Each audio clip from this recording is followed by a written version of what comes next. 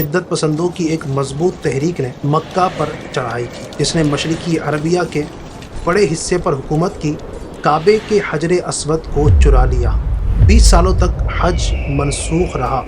سلطنت عثمانیہ، جس نے قافلوں کو ڈکیتوں کے حملوں سے بچانے کے لیے صحرائی حج راستوں کے لمبے حصوں کو مضبوط کیا۔ تاریخ اٹھا کر دیکھیں تو جنگوں، وباؤں اور حادثات کی وجہ سے حج کے دوران کئی رکاوٹیں آئیں۔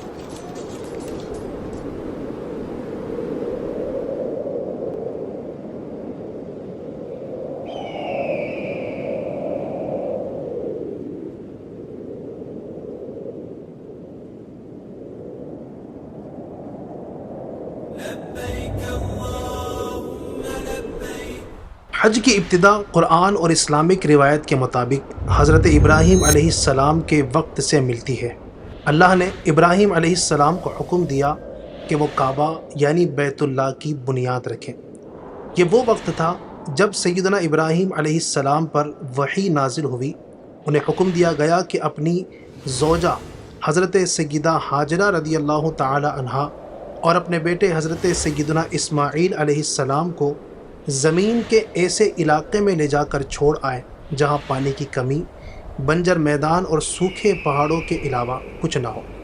چنانچہ سیدنا ابراہیم علیہ السلام سیدتنا ہاجرہ رضی اللہ تعالی عنہا اور سیدنا اسماعیل علیہ السلام کے ساتھ سفر کرتے ہوئے اس جگہ پر آئے جہاں آج مقدس کعبہ ہے۔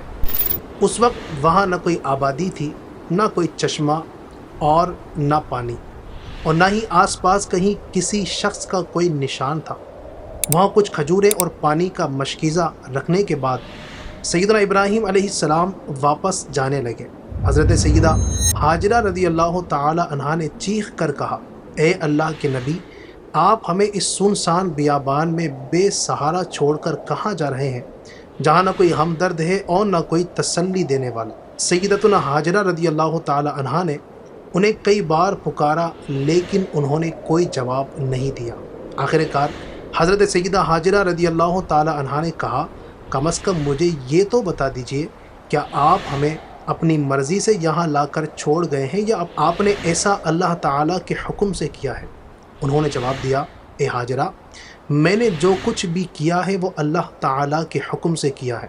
یہ سن کر حضرت سیدہ ہاجرہ رضی اللہ تعالی عنہا نے جواب دیا، اب آپ جا سکتے ہیں، مجھے مکمل یقین ہے کہ اللہ تعالیٰ مجھے اور میرے بچے کو ہلاک نہیں ہونے دے گا۔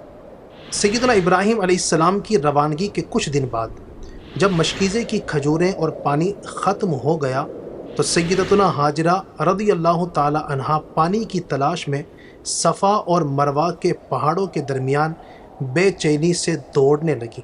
جب وہ 7 چکر لگا کر واپس آئی تو انہوں نے دیکھا کہ اللہ تعالیٰ نے اس جگہ سے پانی کا چشمہ جاری کر دیا ہے جہاں سیدنا اسماعیل علیہ السلام زمین پر لیٹے ہوئے پیاس کی شدت سے اپنی بابرکت ایڑیاں رگڑ رہے تھے۔ سیدتنا ہاجرہ رضی اللہ تعالیٰ عنہ پانی کے پاس آئیں اور پانی کے بہاؤ کو روکتے ہوئے فرمایا، زم زم۔ اسی وجہ سے اس پانی کو آب زمزم کہا جاتا ہے۔ بعد میں اسے ایک کنویں میں تبدیل کر دیا گیا جو زمزم کا کنواں اور بیر اسماعیل کے نام سے مشہور ہوا۔ یہ چشمہ آج بھی موجود ہے اور زمزم کے نام سے جانا جاتا ہے، جبکہ وہ 2 پہاڑ صفا اور مروہ کے نام سے مشہور اور معروف ہے۔ ایک ماں کی اپنے بیٹے کے لیے یہ کوشش اللہ پاک کو اتنی پسند آئی کہ اسے مسلمانوں کی مقدس عبادت یعنی حج اور عمرہ کا حصہ بنا دیا گیا قیامت تک کے لیے۔ ابراہیم علیہ السلام اپنے گھر والوں کے پاس واپس آئے۔ انہیں اللہ کی طرف سے حکم ہوا کہ اس کنویں کی جگہ پر ایک یادگار کعبہ تعمیر کیا جائے۔ یہ ان لوگوں کے لیے جمع ہونے کی جگہ ہوگی جو خدا پر اپنے ایمان کو مضبوط کرنا چاہتے ہیں۔ پھر کعبے اور پانی کی دستیابی نے مکہ کو ایک مصروف اور منافع بخش شہر بنا دیا، لیکن وقت گزرنے کے ساتھ ساتھ کعبے نے اپنی توحید کی پاکیزگی کھو دی۔ لبیک اللہم لبیک لبیک لا شریک لک لبیک۔ صدیوں بعد 7ویں سینچری میں حضرت محمد صلی اللہ تعالی علیہ وآلہ وسلم نے 630 سنہ عیسوی میں مکہ فتح کیا۔ 632 عیسوی میں انہوں نے اپنا آخری حج یعنی حجۃ الوداع ادا کیا، جس میں انہوں نے حج کے ارکان کو مکمل طور پر بیان کیا، یعنی حج اسلام کے 5ویں رکن کے طور پر قائم ہوا۔ اسلام کے ابتدائی پھیلاؤ کے بعد حج کی پہلی چند صدیوں میں زائرین مکہ کے قافلوں میں سفر کرنے کے لیے سیریا کے دمشق، مصر کے قاہرہ اور عراق کے کوفہ میں بڑے گروہوں میں جمع ہوتے تھے۔ قافلے اکثر مسلم حکمرانوں کی سرپرستی اور انتظام میں ہوتے تھے، جو حج کے لیے لاجسٹکس کا انتظام کرنے کی ذمہ داری لیتے تھے۔ سلطنت عثمانیہ سب سے زیادہ پرجوش سرپرستوں میں سے ایک تھی، جس نے قافلوں کو ڈکیتوں کے حملوں سے بچانے کے لیے صحرائی حج راستوں کے لمبے حصوں کو مضبوط کیا تھا۔ یہ سفر زیادہ تر اونٹوں پر کیا جاتا تھا اور اوسطاً 2 سے 3 ماہ لگتے تھے۔ دنیا کے مختلف حصوں سے ہزاروں لوگوں کے بڑے پیمانے پر میل جول سے حج کا سفر تجارت اور کاروبار کا ایک بڑا مرکز بن چکا تھا۔ پھر بعد کی صدیوں میں اسٹیم شپس اور ریلویز شروع ہونے کے بعد حج کرنا غریب مسلمانوں کے لیے بھی ایک بڑے پیمانے میں پاسبل ہونے لگا تھا۔ زائرین اکثر عرب جانے والے اسٹیم شپس پر 4th کلاس ٹکٹس پر خود کو باندھ دیتے۔ ورلڈ وار 2 کے بعد ایئر ٹریول ایکسیسیبل ہونے سے زائرین کی تعداد میں زبردست اضافہ ہو گیا تھا۔ آج حج دنیا کا سب سے بڑا انسانی اجتماع ہے، لیکن تاریخ اٹھا کر دیکھیں تو جنگوں، وباؤں اور حادثات کی وجہ سے حج کے دوران کئی رکاوٹیں آئیں۔ لبيك اللهم لبيك لبيك لا شريك لك لبيك۔ سب سے ابتدائی اور شدید رکاوٹ 930 میں آئی تھی۔ شدت پسندوں کی ایک مضبوط تحریک نے مکہ پر چڑھائی کی، جس نے مشرقی عربیہ کے بڑے حصے پر حکومت کی، کعبے کے حجر اسود کو چرا لیا اور زمزم کے کنویں کی بے حرمتی کی تھی، کیونکہ وہ حج کو ایک مشرکانہ رسم سمجھتے تھے۔ 20 سالوں تک حج منسوخ رہا، یہاں تک کہ عباسی خلافت کے حکمرانوں نے شدت پسندوں سے پتھر واپس لینے کے لیے ایک بڑی رقم ادا کی۔ سیاست نے بھی حج میں رکاوٹ ڈالی ہے۔